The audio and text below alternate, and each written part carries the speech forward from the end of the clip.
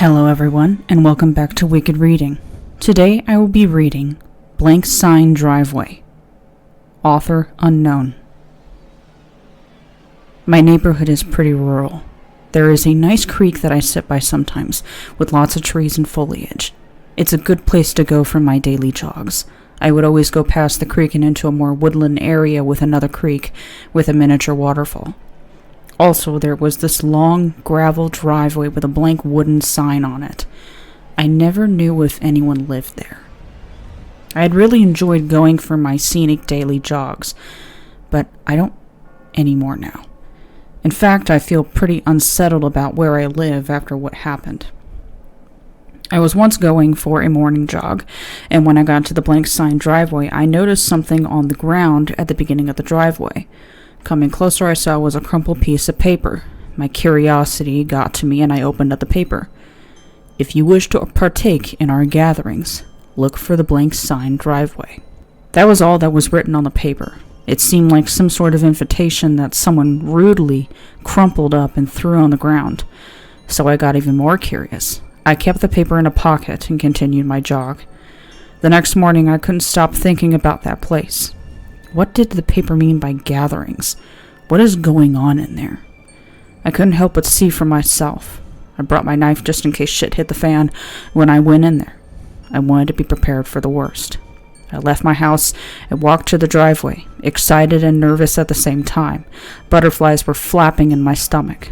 I went down the driveway and found a big white house. It was a very run-down, country-looking house that seemed abandoned. I knocked on the door once, and no one answered. I tried to open it and noticed it was unlocked. I opened it up, and to my surprise, there was no furniture in the house.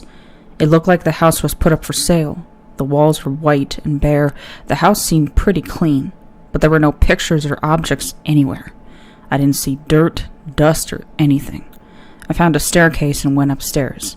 When I heard people talking at the end of the hallway on the second floor, I nearly jumped out of my skin. My heart was pumping faster than it ever had. I checked to make sure my knife was still in my pocket. I felt safer with it.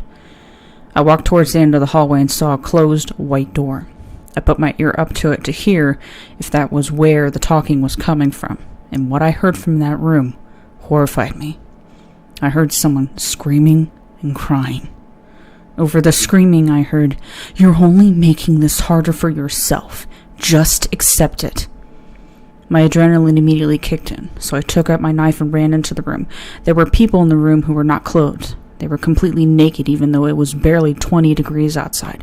There was a dead body on the floor with its stomach ripped open.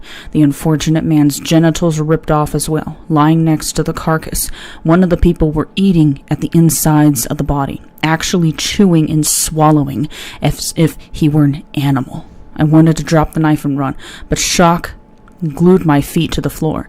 The rest of the people were just watching this guy eat the insides of this man. They all suddenly locked eyes at me. I panicked and threw my knife at the one who was eating the man. He screamed, the sound more animal than human, and gave chase.